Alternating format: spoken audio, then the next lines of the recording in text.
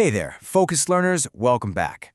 Look, if you've been trying to figure out how to actually generate real wealth using artificial intelligence, well, you are in the exact right place.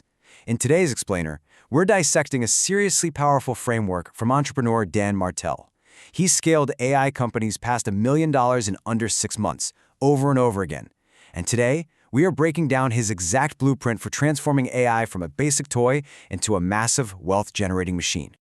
Now, what's really interesting about this quote is that it totally flips the script on what everyone else on the internet is yelling at you right now.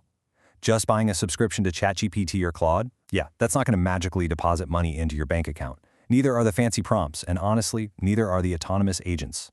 Because the reality is, tools all by themselves are practically worthless. It's not about just owning a tool, it's about possessing a complete tool kit. And more importantly, it's about being an orchestrator who knows exactly how to activate those tools to solve real, highly valuable problems. That is exactly what separates the amateurs from the genuinely wealthy. Okay, let's dive into this blueprint. First up, we'll expose the AI tool trap. Then, we'll look at the hammer, which is mastering LLMs, followed by the screwdriver for automating your work, the power drill of agentic AI, and finally, bringing it all together as the orchestrator. All right, kicking things off with Section 1, the AI tool trap. We really need to stop selling the tool. See, we've got to completely reframe how we view artificial intelligence. Selling AI as just a raw tool is a fundamentally flawed business strategy. Think of it this way. AI is really just a utility, kind of like a database or an internet connection. Selling access to AI is literally like a carpenter trying to sell you his hammer. It doesn't make him much money, right? The amateur sells the hammer, but the pro, the carpenter who actually gets wealthy, leverages their entire toolkit to build and sell you a complete house. The value isn't in the metal and wood, it's in the shelter provided. Moving right along to Section 2, the hammer and mastering LLMs. So let's step up to the foundational layer of our toolkit. This is the hammer. In the AI world, your hammer is your large language model, or LLM. We're talking about tools like ChatGPT, Claude, Gemini. They're incredibly powerful, they're universal, and they can absolutely drive a nail into a piece of wood. But here's the catch. They require manual input. They require your mind and your fingertips to guide them. Otherwise, an amateur with a hammer is just going to create a bunch of holes and waste resources. So, how exactly do we swing this hammer like a pro? Well, most people just treat LLMs like a fancy Google search, right? They type a basic question, copy the generic answer, and call it a day. The output is usually terrible and a massive waste of time. But a pro, someone who drives the nail perfectly in one strike every single time, uses a structured prompting strategy. Martell calls this the MAPS framework. And here's how MAPS breaks down. Every great AI prompt follows this exact sequence. First, M stands for mission. Don't start with the task, start with the outcome. Instead of saying, find me leads, you tell it, I need 30 new customers a month to hit revenue targets. Next is A for ask.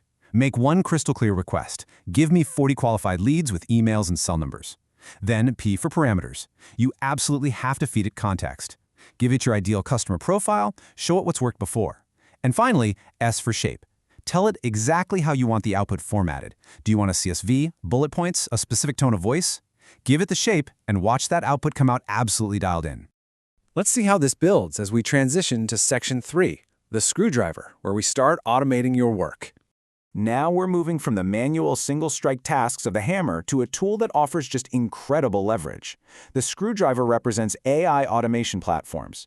Think Zapier, Make.com, or N8N. Unlike the hammer where you have to swing it every time, the screwdriver is all about permanence. When you screw two pieces of wood together, the goal is for them to stay together forever.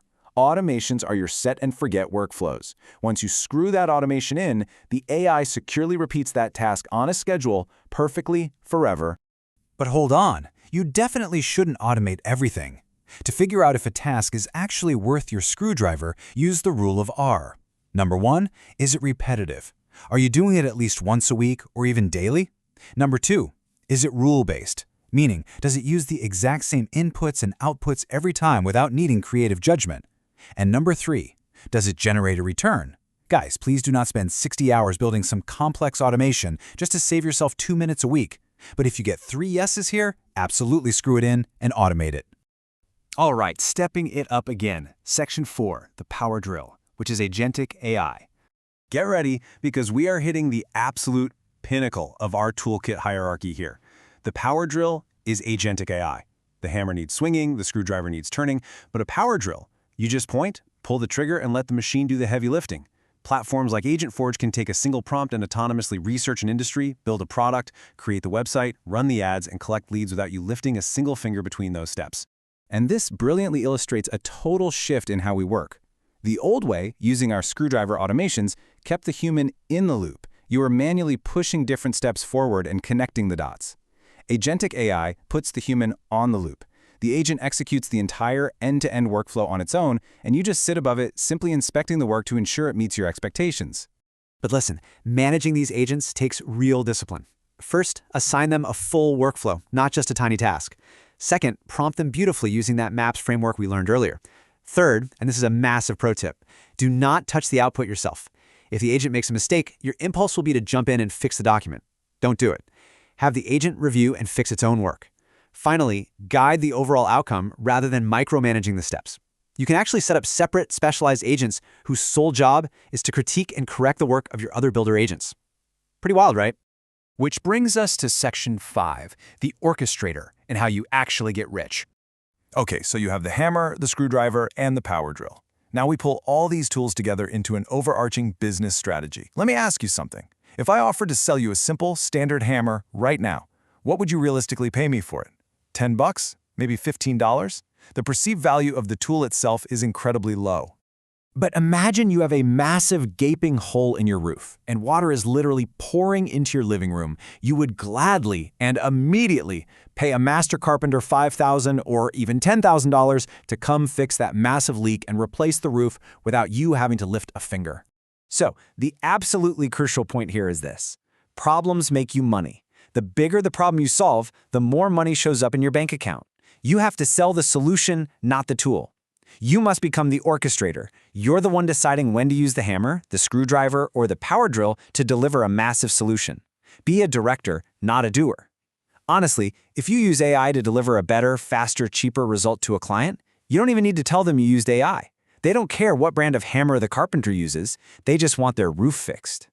And that brings us to the final thought for today's explainer. You now understand exactly how to structure your AI toolkit. You know how to swing the LLM hammer with the MAPS framework, how to lock in automations with the screwdriver, and how to unleash agentic power drills on full workflows. So I leave you with this. Stop chasing shiny AI trends. You have the ultimate toolkit. What million-dollar, real-world problem are you going to step up and fix first? Take that toolkit, find a massive problem, and let's get to work.